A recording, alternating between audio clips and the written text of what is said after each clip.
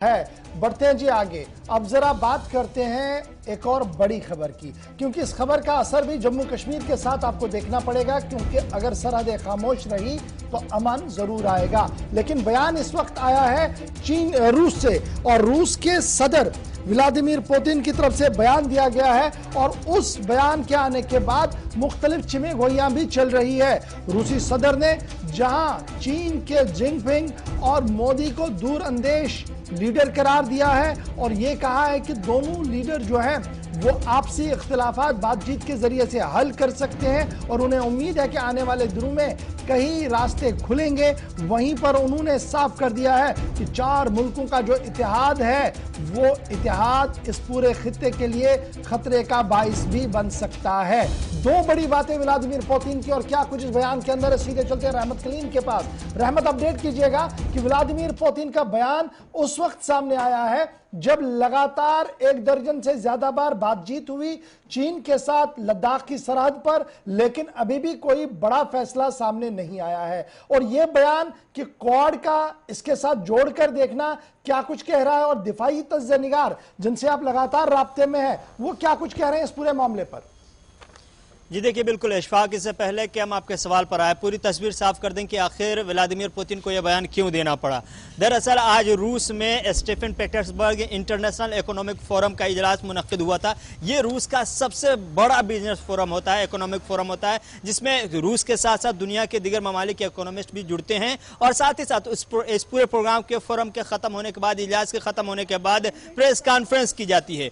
Press conference जब की जा रही थी, उसी प्रेस कॉन्फ्रेंस के दौरान हिंदुस्तान की तरफ से सवाल पूछा गया, हिंदुस्तान के सहाफियों की तरफ से, कि पिछले दिनों जो हिंदुस्तान और चीन के साथ तनाज़ात रहे हैं मुसलसल करीब 6 से 7 महीने 8 महीने तक के, उसके बाद क्वाड का क़याम अमल में आया, उसके बाद रूस के जो ताल्लुकात हैं वो चीन से गहरे हैं, हिंदुस्तान के साथ गहरे हैं। क्या क्वाड को लेकर के रूस किसी तरह से फिक्र कर रहा है, गौर कर रहा है, या फिर क्या रूस के चीन के साथ रिश्ते हैं तो उससे हिंदुस्तान के साथ रिश्ते पर असर पड़ सकता है, या हिंदुस्तान के साथ रिश्ते अच्छे हैं तो चीन और रूस के रिश्ते पर कहीं ना कहीं असरअंदाज हो सकता है। यह सवाल व्लादिमीर पुतिन के सामने रखा गया। व्लादिमीर पुतिन ने पहले टैकल किया क्वाड वाली बात को, क्वाड वाले सवाल पर उन्होंने जवाब देते हुए कहा कि हम इसके अहल नहीं है, हम इस पोजीशन में नहीं है कि हम जिस ऑर्गेनाइजेशन में है नहीं, जिस तंजीम में है नहीं, जिस फोरम में है नहीं, उस पर बाज़ाब्ता तौर पर हम कोई कमेंट करें। हमने कभी क्वाड में शमूलियत इख्तियार नहीं की और हम ना उसके मेंबर हैं। लेकिन उन्होंने इशारों में एक बात की तरफ इशारा यह किया कि कोई भी ऑर्गेनाइजेशन, कोई भी तंजीम, कोई भी ग्रुप जब बनती है,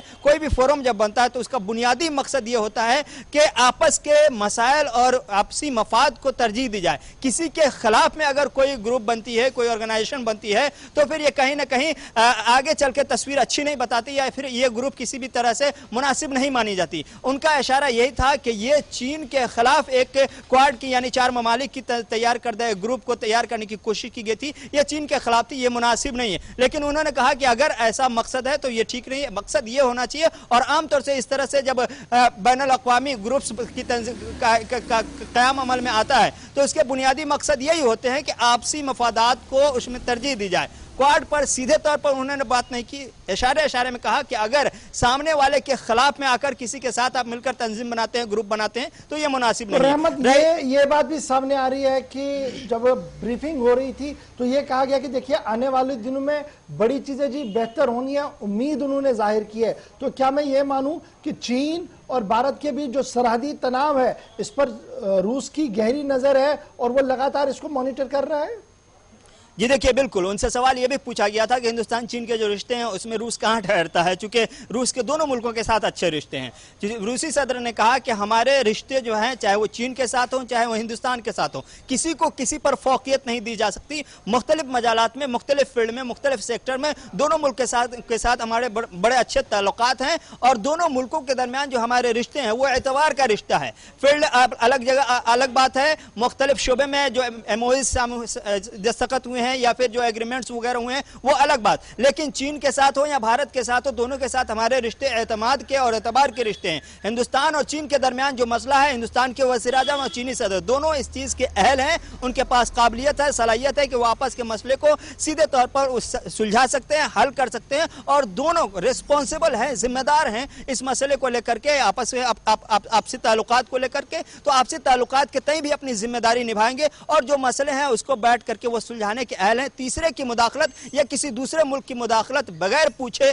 ये रूस की का फिक्र नहीं है, या रूस इस तरह से नहीं सोचता है और रूस इस तरह से मुदाखलत भी न करना पसंद नहीं करता है और नहीं करवाना पसंद करता है। इसलिए चीन और हिंदुस्तान के जो रिश्ते हैं दोनों मुल्कों के लीडरान दूरंदेश हैं, समझदार हैं और जिम्मेदार भी हैं और इसके अहल हैं कि वो आपस के मसले खुद सुलझा देंगे। हमारे रिश्ते से न ही चीन को असर पड़ने वाला है और न ही भारत को, और न ही भारत किसके रिश्ते हमसे अच्छे हैं तो चीन इससे नाराज होगा और न ही चीन के रिश्ते हमसे अच्छे हैं। पॉलिसी को कहीं ना कहीं क्लियर किया। बहुत बहुत शुक्रिया रहमत कलीम इस पूरी बात का, ये पूरी खबर जो है वो तफसील के साथ हमारे नाजरीन तक पहुंचाने की।